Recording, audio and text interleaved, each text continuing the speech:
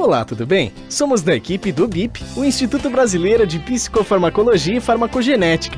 Essa será uma série de 3 vídeos inaugurais do Instituto, que estamos liberando de maneira gratuita para todos que gostam de neurociências. Esperamos que aproveitem.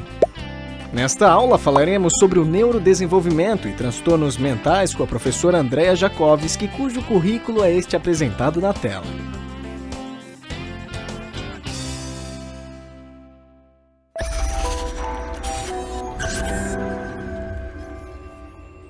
Eu queria agora ter o grande prazer de chamar a professora Andrea Jakovski, uma das expoentes dentro das ciências hoje aqui no Brasil.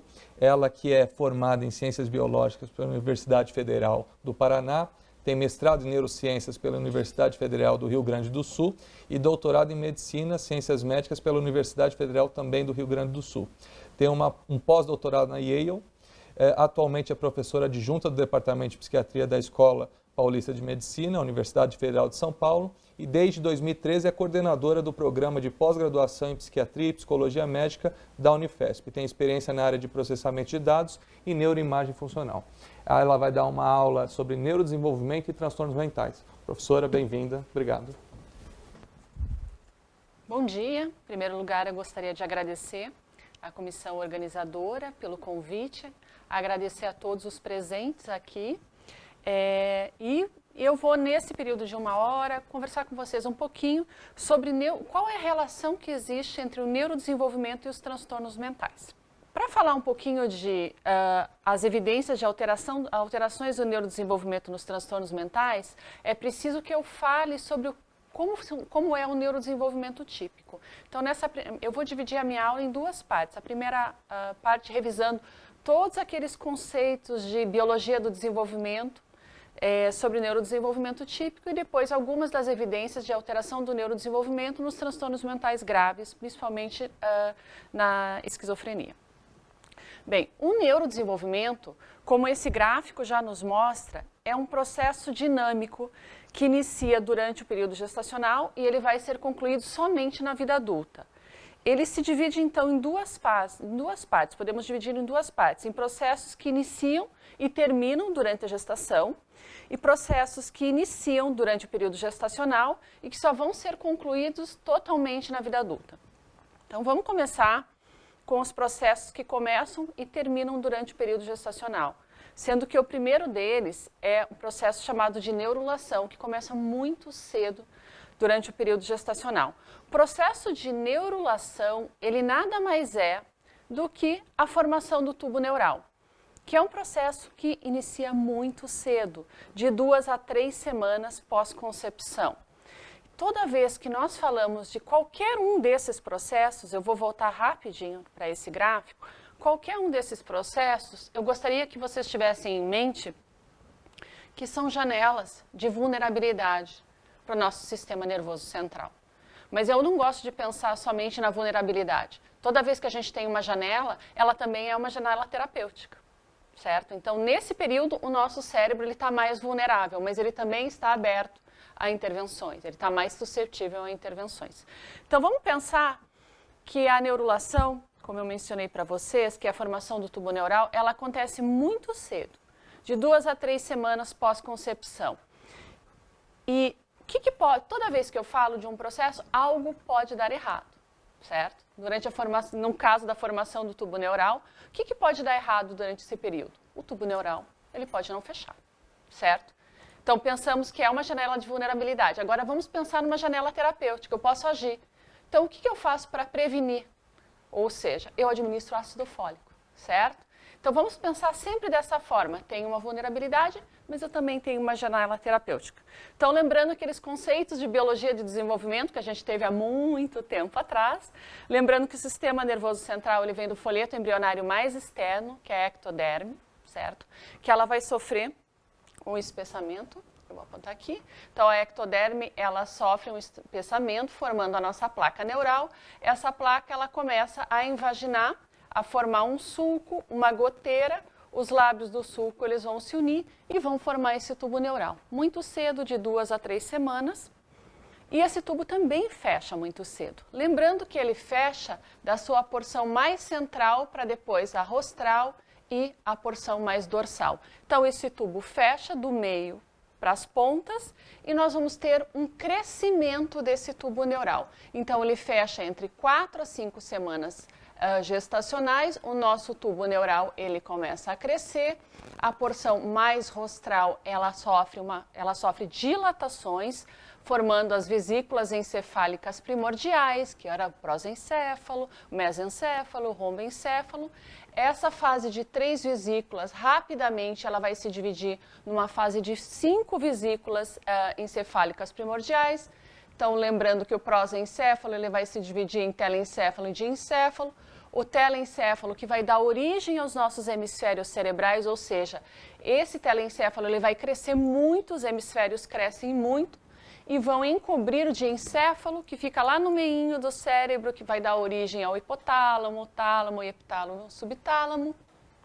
O mesencéfalo ele permanece como ele mesmo, como o mesencéfalo, e o romboencéfalo vai se dividir nas demais estruturas cerebrais. Isso é muito cedo, nós estamos falando ainda de 4 a 5 semanas gestacionais, onde eu tenho o fechamento do tubo, o crescimento das vesículas embrionárias primordiais, ela é um pouquinho mais tardia, mas eu gostaria de salientar que existe um tubo ainda aqui dentro, existem células que revestem esse tubo neural, e são essas células que vão dar origem aos nossos neurônios.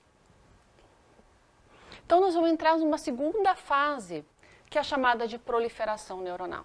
Então, o que é uma proliferação neuronal? Nada mais é do que o surgimento dos neurônios. Então, aquelas células que revestiam o tubo neural internamente, elas vão dar origem às chamadas zonas proliferativas, que são 2 zonas basicamente, a zona ventricular e a zona subventricular. A partir dessas 2 zonas surgem os nossos neurônios, então todos os neurônios nascem dessas regiões. Esse processo ele acontece de uma forma muito orquestrada. Eu tenho o nascimento dos neurônios e em seguida esses neurônios eles vão ter que migrar para a sua camada cortical, seja ela cerebral ou cerebelar, de destino. Então é um processo orquestrado, vejam que não é um processo estático, é um processo dinâmico e que infelizmente, como que a gente estudou tudo isso até hoje? Nós não tínhamos o advento da imagem para estudar em vivo. Então, nós estudávamos em embriões de ave, nós estudávamos em laboratórios de embriologia, onde nós tínhamos fetos nos mais variadas semanas gestacionais, e era dessa forma que a gente estudava o desenvolvimento cerebral, sabendo que era um processo dinâmico, mas que a gente estudava sempre de uma forma muito estática. Quando eu olho essas imagens, então aqui nós temos imagens de um indivíduo com 17 semanas gestacionais, onde nós já vemos o surgimento de alguns sulcos e giros. Aqui nós temos uma imagem de um indivíduo a termo, onde nós já observamos todos os sulcos e giros cerebrais, eles já existem. Então vejam que todos esses processos estão acontecendo de forma muito rápida. Com 6 semanas gestacionais, nós já temos a proliferação dos neurônios. E eles vão proliferar, e à medida que eles proliferam, eles têm que ser levados à sua camada cortical. Mas durante o processo de proliferação, também inúmeros eventos podem acontecer. O neurônio ele pode não proliferar de forma correta ou proliferar de forma exacerbada. Eu posso ter mais ou menos proliferação. Então, nós temos os casos de micro e de megacefalia. Então, são alterações que acontecem durante o período de proliferação neuronal. Continuando, proliferei, gerei muitos neurônios, agora eles têm que migrar. E aí, o processo de migração que torna o nosso telencéfalo uma estrutura com 6 camadas corticais, com 3 ou com 6, dependendo da área que nós estamos, da área cerebral em questão. Então, lembrando, olhando rapidamente, eu não vou entrar nos detalhes, mas lembrando que a partir da zona ventricular, que nós vimos aqui, está chamada de VZ, os neurônios eles vão migrar de dentro para fora, ou seja, das camadas corticais mais profundas para as camadas corticais mais superficiais. O neurônio não migra sozinho. O neurônio é uma célula muito friável, uma célula muito delicada, muito sensível, e ele precisa da glia. Então, são as células da glia que vão levar esse neurônio até a sua camada cortical de destino. Então, a migração é o processo que é responsável pela formação dos sulcos e giros. E vejam que desde muito cedo esse processo já inicia. Então, nós temos primeiro a formação dos sulcos cerebrais primários, depois os secundários e os terciários, sendo que os terciários vão ficar totalmente formados só no final da gestação. Mas também durante o processo de migração neuronal, eu posso ter alterações. Como aqui, por exemplo, nós vemos, nesse caso, à esquerda, eu vejo uma banda de substância cinzenta no meio da substância branca. Então, aqui nós temos um exame de ressonância mostrando que o neurônio migrou para o local errado. Então, nós temos uma heterotopia. Nesse caso, o que nós deveríamos encontrar? Nós deveríamos encontrar substância cinzenta, substância branca e os núcleos da base, que são núcleos de substância cinzenta. Eu tenho substância cinzenta, substância branca, substância cinzenta, substância branca novamente e os núcleos da base. Ou seja, aqui eu tenho um caso de duplicação cortical, alterações da migração neuronal. Mais exemplos de alteração. Aqui nós temos o caso de esquizocefalia, ou seja, eu não tenho um fechamento correto. Tenho uma alteração da organização cortical, eu não tive o fechamento correto da superfície cortical. Esse é um artigo bem interessante, que ele divide todos os processos do neurodesenvolvimento, todos os marcos do neurodesenvolvimento, as semanas gestacionais em que ele ocorre e as possíveis e todas as alterações cerebrais que nós podemos encontrar ao longo desse processo. Então, vale uma revisão, é um artigo de revisão muito interessante que a gente consegue ter definido quais são os processos e lembrando que quanto mais precoce a alteração do neurodesenvolvimento, mais grave vai ser o meu acometimento. Quanto mais tardio, mais formado esse cérebro já está, então mais sutil vai ser a minha alteração. Lembrando que alterações mais graves, eu tenho comprometimentos cognitivos, deficiência intelectual associada, ou seja, as alterações e comprometimentos vão sempre ser mais graves.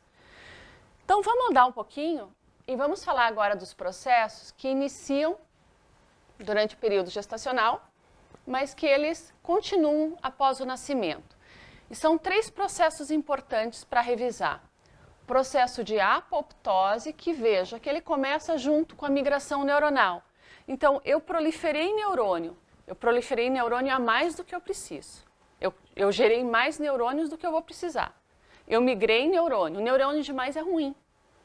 Eu tenho que cortar o que não é necessário. Então, se eu tenho neurônio a mais, existe um processo que se chama apoptose neuronal, que nada mais é do que uma morte celular programada, que é um processo saudável e necessário.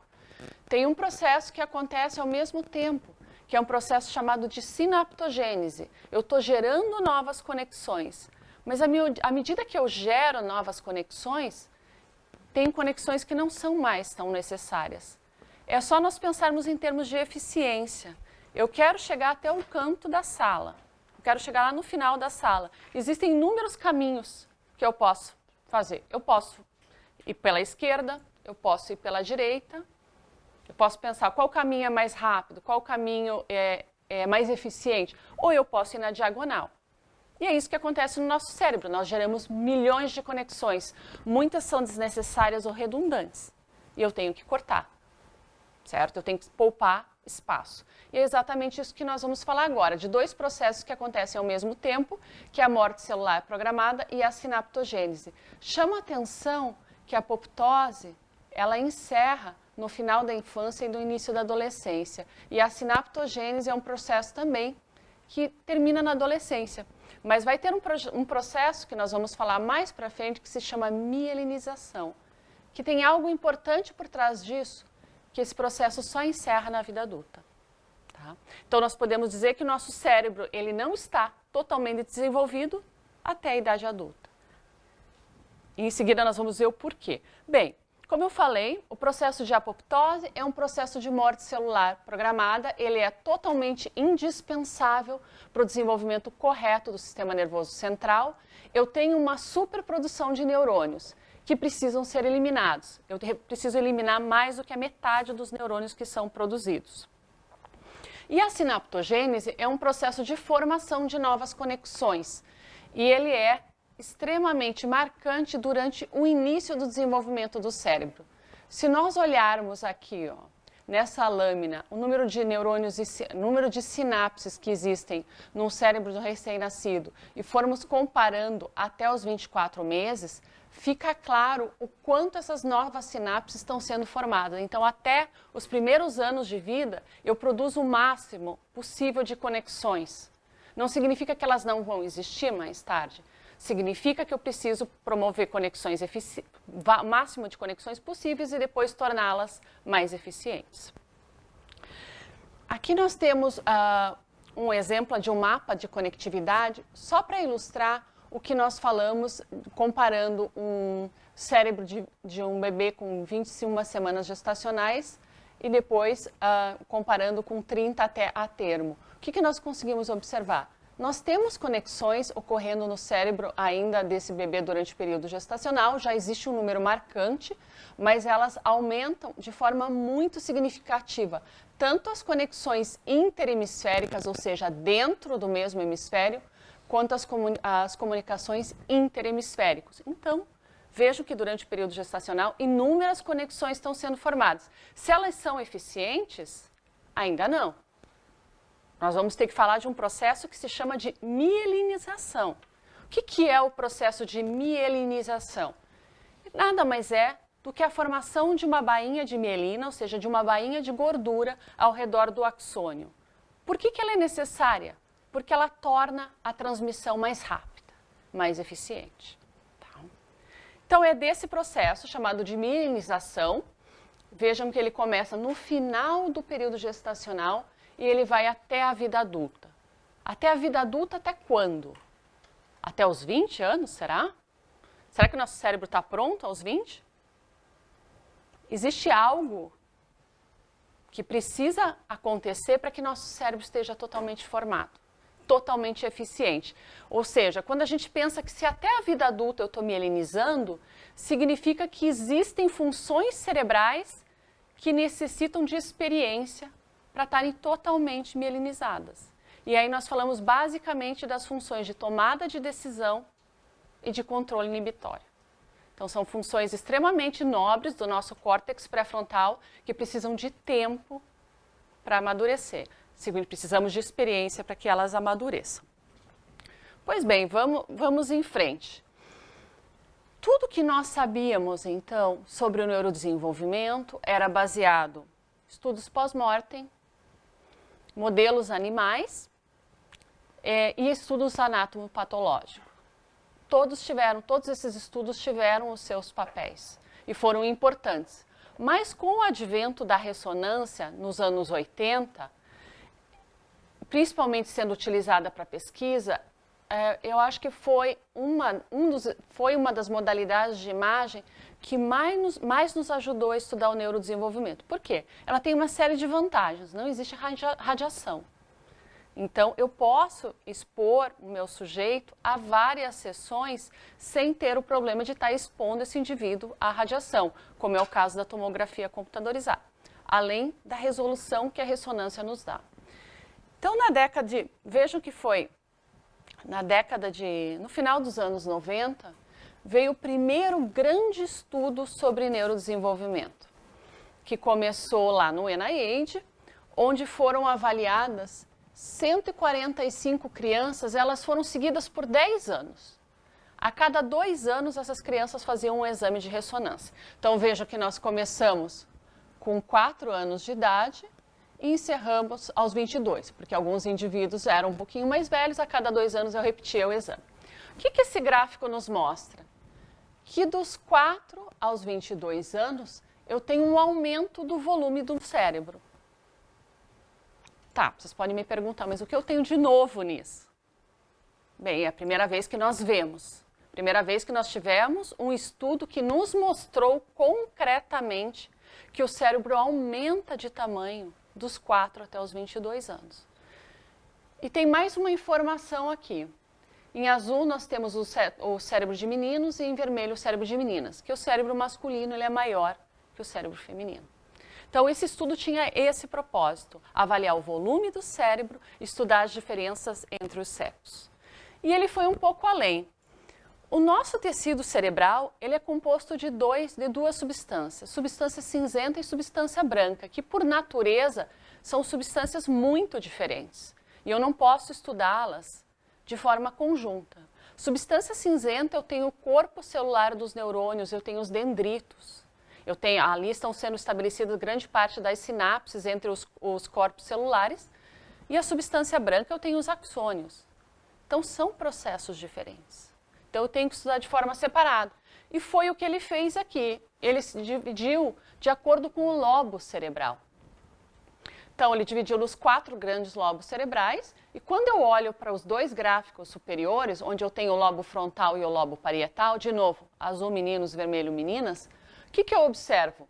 Que a substância cinzenta, ela tem um nível de maturação não linear específica por lobo. Vamos olhar. Então, eu tenho um aumento da substância cinzenta até aproximadamente uns 12 anos, seguido de um declínio. A trajetória, a curva, é semelhante entre esses 2 lobos. Na verdade, eu posso dizer que entre o frontal, o parietal e o temporal, a curva é muito parecida. O que muda é a idade de pico. Então, se a gente for pensar nos processos que nós falamos até agora, o que eu estou vendo aqui? Eu estou vendo que existe um aumento de sinapse até um determinado pico, que é a adolescência, seguida de um declínio, pruning, poda celular. Então, eu estou chegando num pico de maturação desse lobo. Mais uma informação relevante, mais precoce para meninas, mais tardia para meninos. Então, o cérebro feminino amadurece mais cedo que um cérebro masculino. Mas vejam que quando a gente olha, o frontal e o parietal, idades muito próximas, o lobo temporal mais tardiamente, por volta de 16, 18 anos. Então, existe alguma estrutura cerebral no lobo temporal muito complexa que precisa de mais tempo para maturação. E aí vem a minha pergunta, dá para atribuir uma única função cerebral por lobo? Não dá. Acho que o único lobo que a gente consegue atribuir uma função mais específica é o lobo occipital. Vamos atribuir a função da visão, que é uma função mais específica. E vejam que a trajetória de amadurecimento do lobo occipital, ela é completamente diferente dos demais. É uma trajetória totalmente linear. Mas vamos pensar, se a gente pensar, faz sentido. Pensem no recém-nascido, como é a visão desse recém-nascido quando ele nasce? Totalmente turva. Quando a gente avalia aos 3 meses, já aumenta muito a acuidade visual. Aos 6 meses, ele já está enxergando muito bem. Se a gente for pensar até os 2 anos, a visão está totalmente desenvolvida. Então, pensando nas demais funções corticais, a visão é uma função muito simples se eu comparo a uma função cognitiva. E se eu penso num lobo frontal, o que eu tenho no lobo frontal? Eu tenho área motora, eu tenho área da fala, se a gente for pensar no hemisfério esquerdo, mas eu tenho todas as funções cognitivas superiores. E eu não posso estudar motricidade junto com controle de impulso ou com tomada de decisão, porque são funções de naturezas totalmente diferentes. A motricidade, ela amadurece muito mais cedo.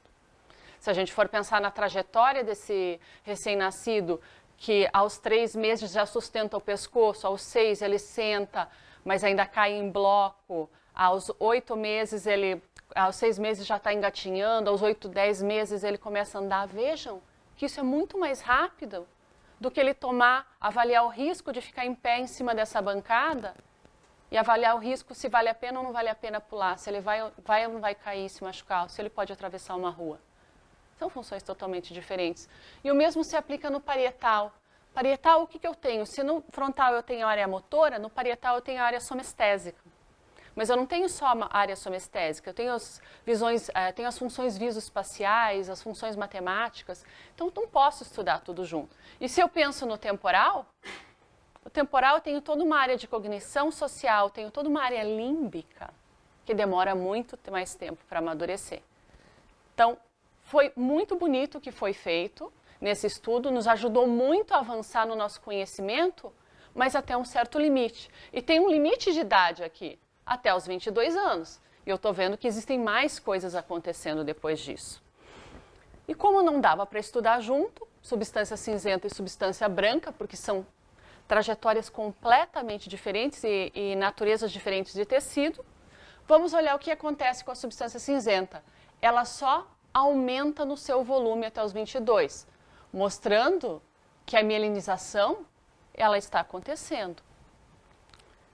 Bem, aquele estudo nos ajudou muito a entender até os 22, mas esse estudo nos dá uma ideia do que realmente está acontecendo no nosso cérebro em termos de desenvolvimento, que é um estudo que foi bem além, ele foi até os 87 anos.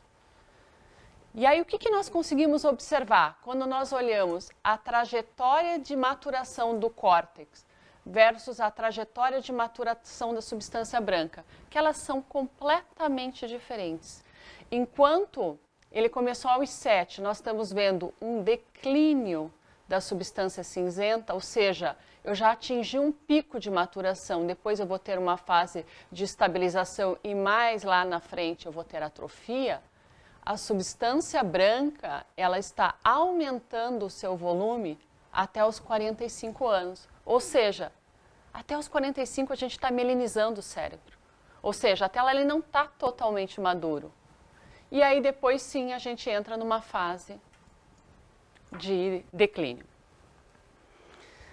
Esses estudos permitiram que nós criássemos permitiram que fosse possível o estabelecimento de uma trajetória de maturação do nosso cérebro. Criar um mapa de maturação, mostrando que o cérebro começa a amadurecer na sua porção mais superior, de superior para inferior e de trás para frente, sendo que as regiões pré-frontais, órbito-frontais, são as últimas regiões a amadurecer no nosso cérebro. Foi possível criar mapas de amadurecimento. Se a gente for relembrar os nossos conceitos de anatomia cerebral, e eu sempre uso os marcos do desenvolvimento, pensando no desenvolvimento de uma criança mesmo. Até mesmo para estudar motricidade, a gente não pode estudar a área motora como um todo, certo?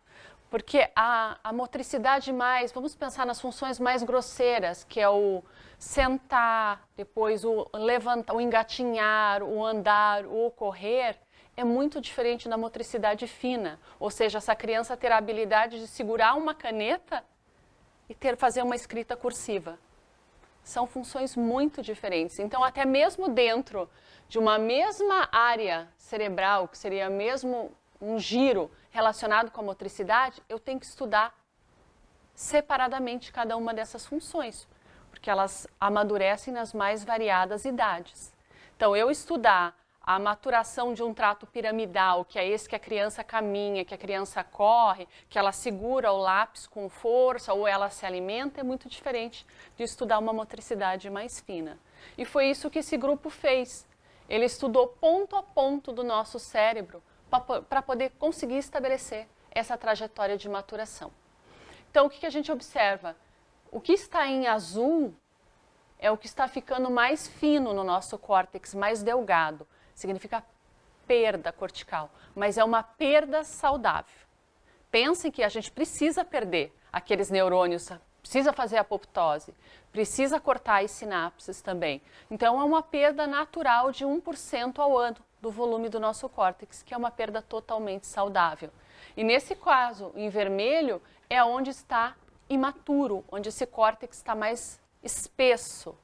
E que ao longo desse tempo, nesse mapa de trajetória, ele vai amadurecer até se tornar num córtex totalmente eficiente, totalmente maduro, certo? Então, inicialmente, as funções mais básicas vão amadurecendo e no final da adolescência, as funções mais complexas, mais relacionadas com funções cognitivas superiores, que são as últimas a amadurecer.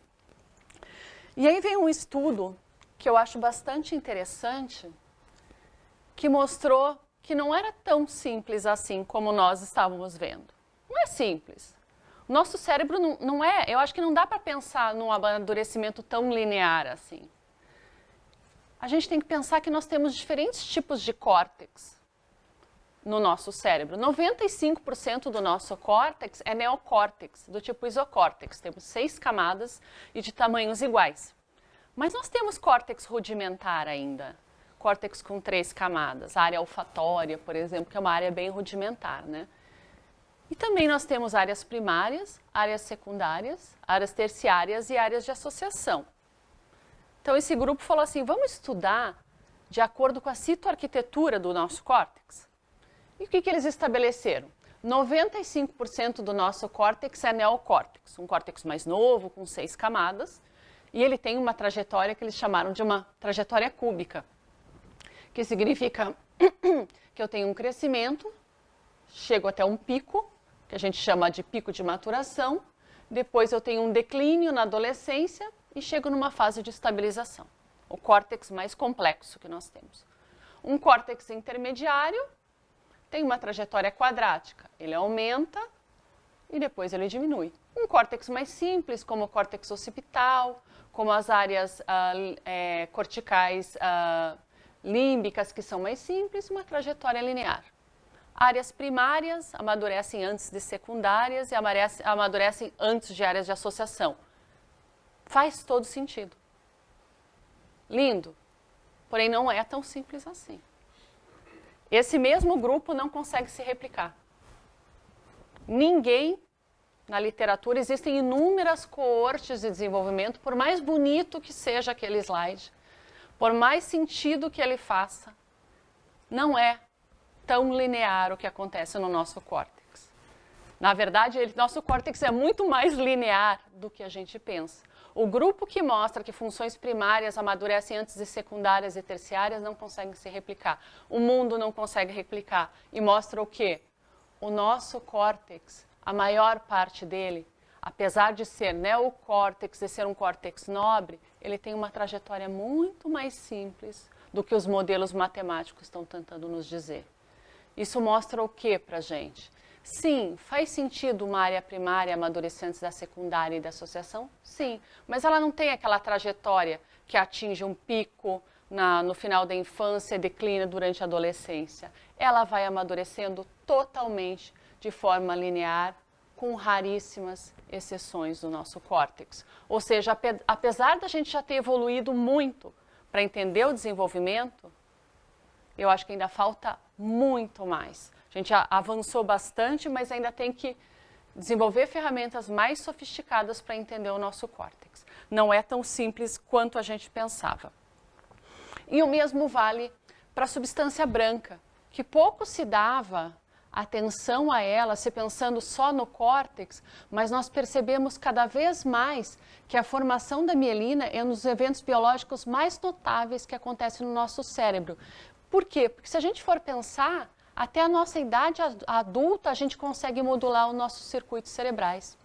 Ou seja, a gente consegue fazer uma intervenção e isso consegue mudar a forma como os nossos circuitos se relacionam.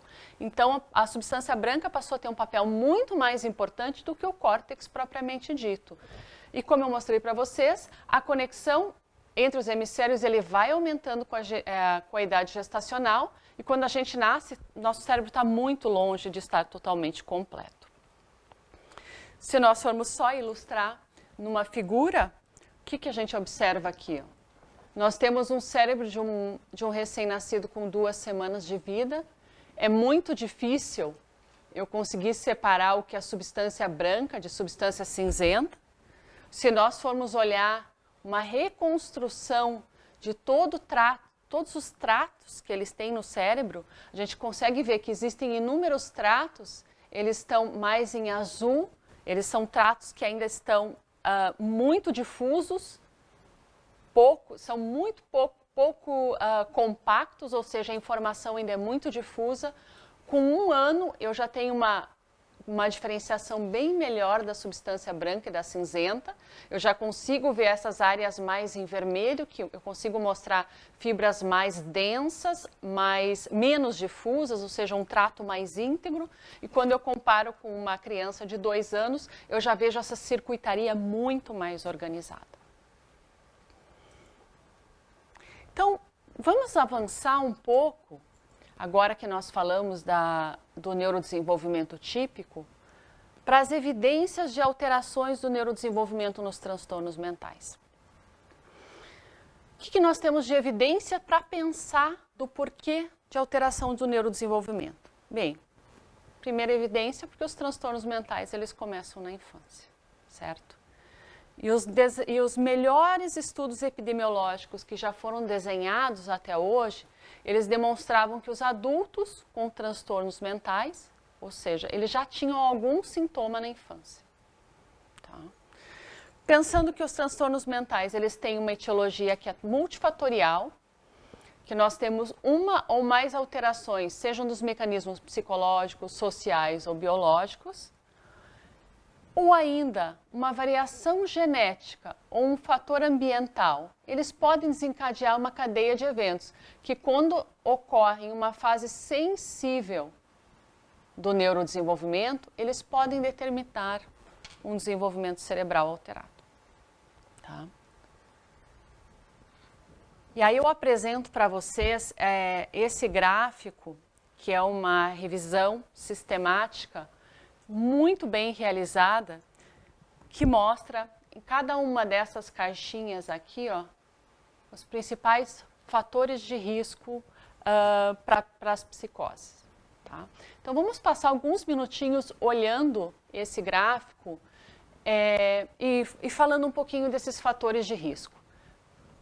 O foco, o exemplo que eu vou usar de transtorno mental grave vai ser a esquizofrenia, que é o transtorno mental mais estudado e o transtorno para o qual nós temos a maior linha de argumentos de alterações do neurodesenvolvimento. Então vamos pensar nesse aqui da psicose, pensando que o primeiro episódio psicótico ele se manifesta aqui no adulto jovem, certo?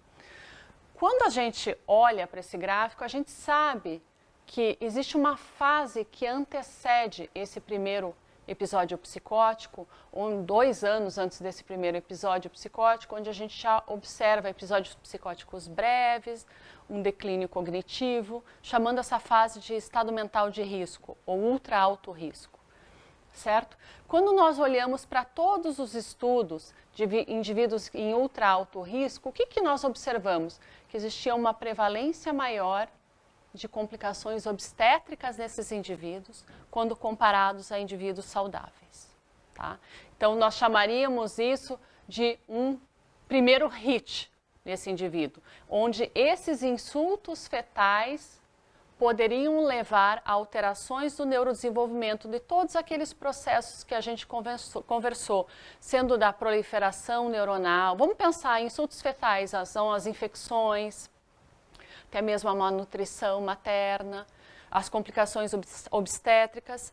Vejam que são fases diferentes do desenvolvimento, eles podem alterar o desenvolvimento do cérebro de uma forma diferente. E quando eu falo em alterar o desenvolvimento cerebral, pode não só ser uma alteração anatômica, eu posso não ter uma alteração anatômica, eu posso ter uma alteração dos neurotransmissores, eu posso ter uma alteração da circuitaria cerebral. Então esse seria o primeiro hit no cérebro desse indivíduo. Esse primeiro hit pode levar a uma criança ou um adolescente com baixo funcionamento. E o que a gente sabe? Que um baixo funcionamento na infância ou na adolescência, ele está relacionado com o primeiro episódio em até 15 anos depois. Então, esse é vamos chamar de um marcador bastante importante para a psicose. Mas, pensando na linha de que são necessários 2 hits para que aumente a vulnerabilidade desse indivíduo para ter um primeiro episódio psicótico, os eventos mais estudados e com maior nível de evidência é o trauma na infância, seja ele sob a forma de abuso, negligência ou maus tratos. Então, vamos pensar num cérebro de uma origem alterada por um determinado insulto perinatal ou ainda por uma carga genética, que fica mais vulnerável a um segundo evento estressor na infância ou na adolescência, ele fica mais vulnerável a um primeiro episódio psicótico. Tá? Seguindo, aqui novamente nós temos um outro estudo que traz de novo os mesmos fatores de risco, aumentando o fator de risco para a psicose na vida adulta. Então, durante a gestação, o que nós temos? o abuso de álcool materno, as infecções, a má nutrição, o parto prematuro e as complicações obstétricas.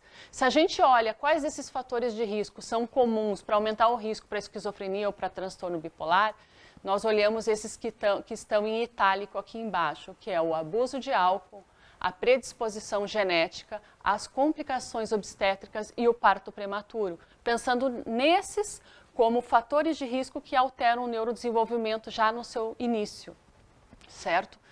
Pensando ao longo da infância, dos fatores de risco comuns, novamente, tanto para aumentar o risco para esquizofrenia quanto para transtorno bipolar, a negligência parental, ou seja, o abuso, os maus tratos, que estão muito bem estudados, estão muito bem correlacionados com os transtornos psicóticos na vida adulta. E aí nós podemos ter um segundo hit na infância ou na adolescência, não deixando de lado o abuso de substância na adolescência. Então, aumentando o risco desse indivíduo a ter um episódio psicótico no início da idade adulta.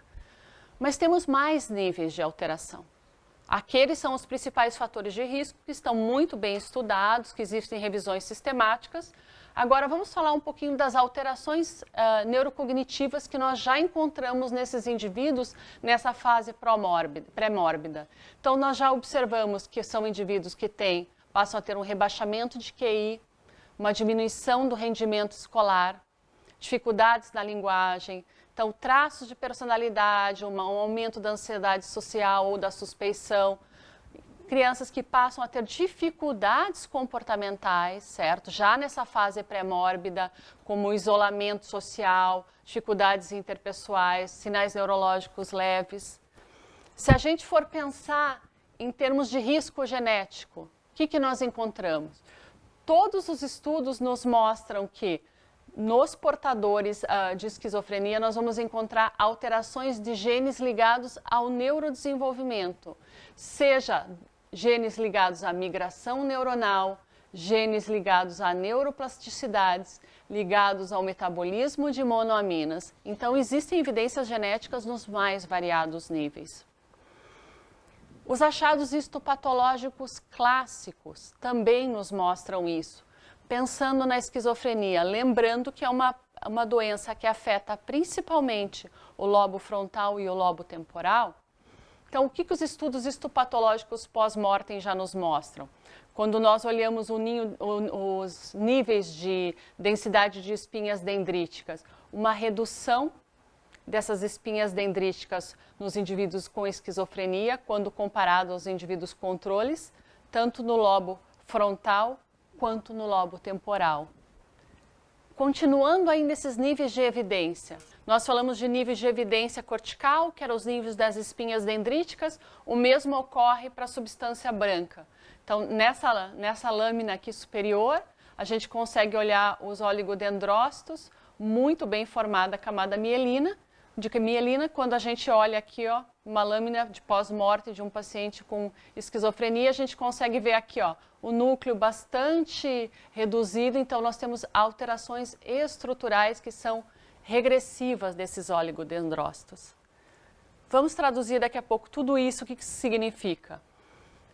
Esse achado é bastante importante, porque também é de um estudo pós-mortem, e vejam que vou focar nessas duas regiões cerebrais bastante acometidas em pacientes com esquizofrenia, que é o lobo frontal e temporal. A gente vê um aumento da microglia. O que significa esse aumento da microglia? Microglia é uma célula da glia que tem a função neuroprotetora nos neurônios. E ela é um indicativo de resposta a insulto perinatal. Então, volta para aquele nosso achado das complicações obstétricas ou perinatais associadas ou como mais prevalentes em indivíduos com esquizofrenia. Por que a gente fala de alteração de neurodesenvolvimento e a gente não fala de neurodegeneração, né? Eu acho que essa é uma pergunta bastante importante, porque antes a hipótese das alterações cerebrais da esquizofrenia ela era focada em neurodegeneração. Mas quando se olhou para os achados histopatológicos, não houve nenhum sinal de gliose reacional, que é um marcador de neurodegeneração. O que nós temos é marcadores de insultos perinatais. Por isso se voltou a atenção para essa questão da hipótese neurodesenvolvimental, de alteração neurodesenvolvimental na esquizofrenia. E aí vem alguns achados de imagem que eu acho que nos ajudam a pensar do porquê que nós começamos estudando os indivíduos com a doença crônica, ou seja, indivíduos crônicos, e nós chegamos agora, nós estamos voltando para estudar os indivíduos antes da manifestação da doença, ou os indivíduos na fase pré-mórbida ou com risco para esquizofrenia. Porque os achados clássicos dos indivíduos com esquizofrenias não são diagnósticos, certo? A ressonância não é usada como uma ferramenta diagnóstica para nenhum transtorno mental, mas utilizada para pesquisa. Quando a gente observa um achado clássico de um indivíduo com esquizofrenia crônica, nós temos o quê? Os ventrículos aumentados, tanto os ventrículos laterais, quanto o terceiro e o quarto ventrículo, quanto o corno temporal. O que significa um aumento de ventrículo? Significa uma atrofia cortical, uma atrofia cerebral, certo? E aqui quando nós comparamos com o indivíduo saudável. Só que essas reduções cerebrais volumétricas no cérebro de um portador de esquizofrenia, ela não é global. Ela é restrita a, principalmente, o lobo frontal, então onde nós estamos vendo em amarelo, mostra onde a maior parte dos estudos encontra essas alterações. Então elas estão focadas no lobo frontal, no lobo temporal, e nós temos algumas reduções parietais. Esses são os achados clássicos de indivíduos com esquizofrenia crônica. Quando nós olhamos um cérebro do indivíduo na fase aguda da doença, nós encontramos algumas dessas alterações no menor grau. Então vamos estudar os familiares. E se a gente estudar os familiares em primeiro grau de portadores de esquizofrenia, o que nós vamos encontrar? As mesmas alterações. Então existe um componente genético, mas não é 100% genético, certo? Nós estamos falando de um componente genético, uma vulnerabilidade genética interagindo com o ambiente. Então nós encontramos aquele aumento ventricular, nós encontramos essa redução cerebral e também do hipocampo nos parentes em primeiro grau. Se eu olho um indivíduo em primeiro episódio psicótico, essas alterações elas já estão presentes, porém em menor grau. Então faz sentido a gente começar a estudar, começar a olhar antes da manifestação da doença, certo? Mas vamos olhar uma esquizofrenia de início precoce, ou seja, crianças, adolescentes com esquizofrenia. Esse estudo, acho que foi um estudo que nos ajudou muito a entender, porque foi um estudo longitudinal, eles seguiram esses adolescentes por 5 anos e eles repetiram a ressonância a cada 2 anos. Então, o que nós observamos? Na primeira coluna, nós temos o cérebro de indivíduos saudáveis, controles saudáveis. Na coluna do meio, um mapa cerebral com a espessura do córtex desses adolescentes com esquizofrenia, e aqui a gente fez a diferença entre eles. O que a gente observa? Que existe uma perda acelerada de tecido cerebral. Enquanto os adolescentes saudáveis eles têm uma perda de em torno de 1% ao ano, o que é um pruning, o que é a maturação cortical, que é o saudável perder tecido cerebral em 1%, aqui nós temos uma perda acelerada em torno de 5% ao ano, certo? E essa perda global, ela está relacionada com o prejuízo da funcionalidade global desses adolescentes. Mas aí nós sabemos que nós podemos ir além disso. Ali nós já temos a doença manifestada. Nós temos indivíduos em ultra alto risco. E não significa que se eles estão em risco que eles vão converter para um primeiro episódio psicótico, certo? Então, para onde que a gente caminha? Para tentar buscar marcadores de conversão. Será que a gente consegue encontrar, através desses estudos de imagem, algum marcador que consiga predizer que qual indivíduo vai converter para um primeiro episódio psicótico e qual não vai? Sim. Então, nós já chegamos nesse nível de pesquisa, onde esse é um dos estudos que nos marcou bastante, que avaliou 274 indivíduos em estado mental de risco, sendo que desses, vejam que 35 só converteram, e quando nós comparamos quem converteu versus quem não converteu, nós conseguimos encontrar regiões cerebrais aqui no lobo frontal e próximo da área do cíngulo, que são marcadores. Então, os indivíduos que convertem, eles já têm uma perda acelerada nessa região cerebral. Se a gente compara com os controles, vejam que é extremamente marcado. Então, eu já consigo ter um biomarcador de conversão para transtorno psicótico. E quando eu observo os que não converteram e comparo com os indivíduos saudáveis, não tem diferença alguma.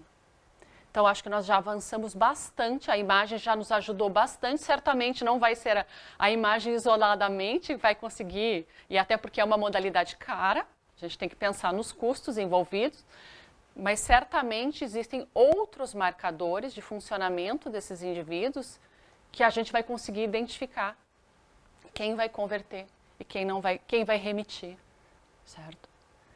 E lembrando que nós estamos falando, são dois tecidos diferentes. Toda vez que a gente fala de substância cinzenta e substância branca, são tecidos que têm trajetórias diferentes. A substância branca, lembra, é aquela curva em U invertido, certo? E quando se fala em esquizofrenia, a gente não pode pensar só isoladamente num lobo frontal e num lobo temporal. A gente sabe que os lobos cerebrais se comunicam. E é natural a gente pensar que vai encontrar alteração das conexões dessas duas regiões ou dessas regiões cerebrais nos portadores de esquizofrenia.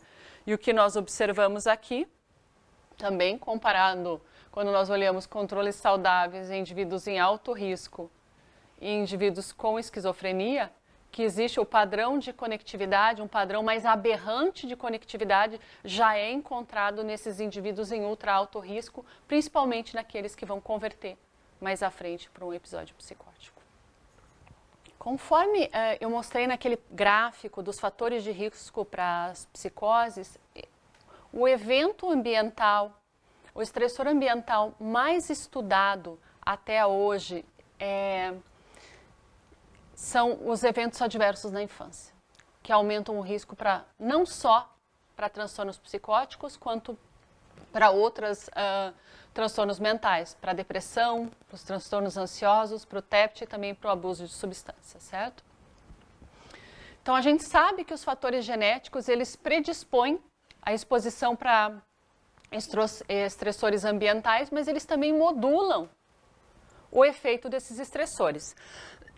Ou seja, nem todo mundo que é exposto a um ambiente desfavorável vai desenvolver uma doença ou vai ter um risco aumentado. Existem pessoas que têm uma maior vulnerabilidade, existe uma vulnerabilidade genética, certo? E o efeito do trauma na infância, seja sobre a forma de abuso, negligência e maus tratos, eles estão muito bem consolidados na literatura e mostram que crianças submetidas a esses eventos estressores têm um aumento da amígdala cerebral, um aumento não só da estrutura da amígdala, mas quanto da reatividade da amígdala, são os achados mais clássicos, e tem uma redução do corpo caloso.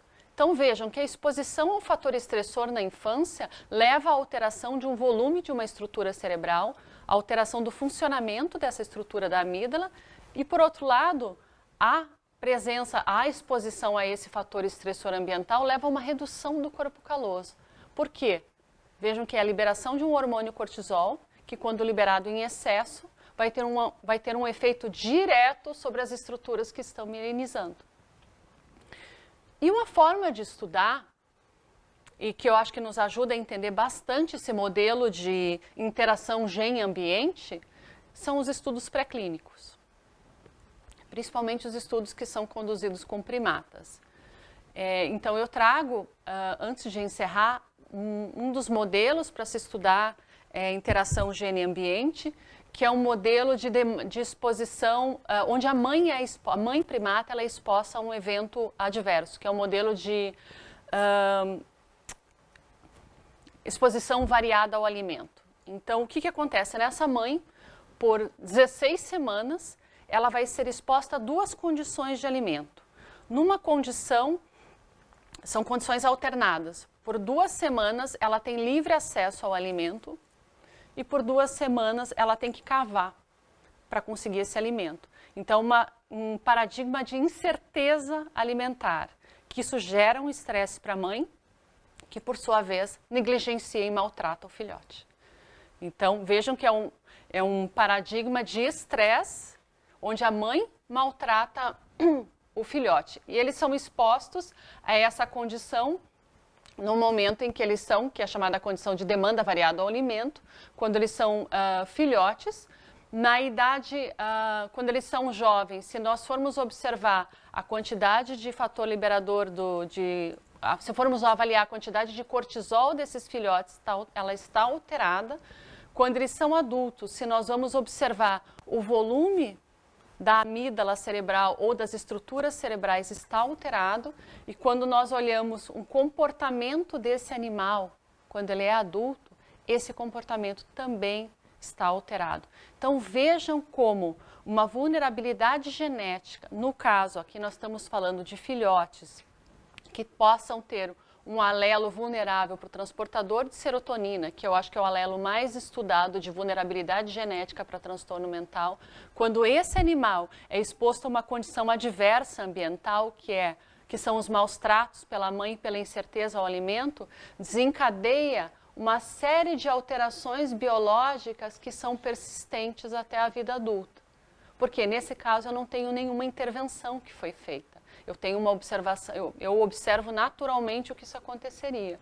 Então, só para ilustrar, quando eu olho nesse gráfico, eu tenho aqui os filhotes portadores do alelo S, sejam eles homozigotos ou heterozigotos para o alelo do transportador de serotonina, expostos à condição ambiental estressora, que é a barra em laranja.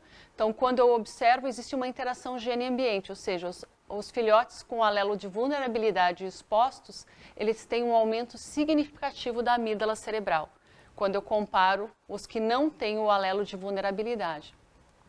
Quando eu olho ainda para o corpo caloso desses animais, e aqui olhando para o corpo caloso, eles já são na vida adulta.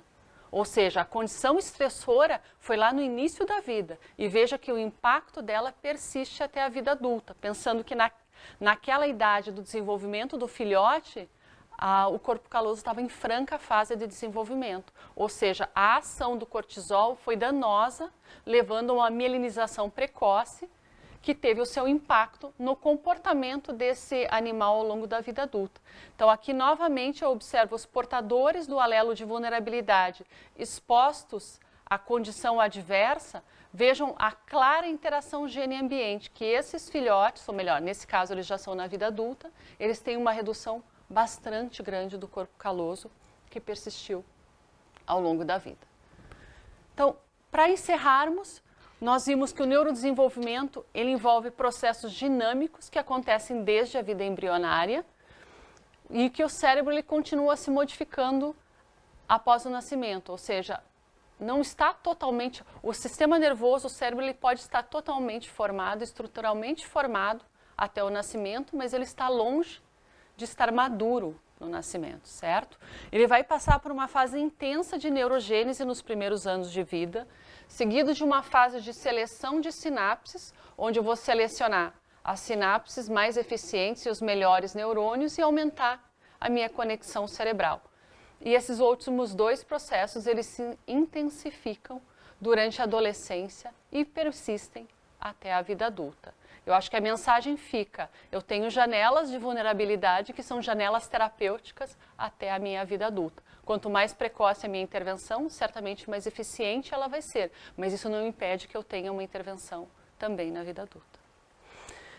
E existem sim evidências de que existem alterações no neurodesenvolvimento e elas estão relacionadas à incidência dos transtornos mentais, mesmo na vida adulta. A esquizofrenia foi o exemplo que eu usei, onde os fatores de risco precoce e a carga genética do indivíduo eles vão interagir com fatores ao longo da infância e da adolescência, o que pode levar esse indivíduo a apresentar um primeiro episódio psicótico na vida adulta, certo?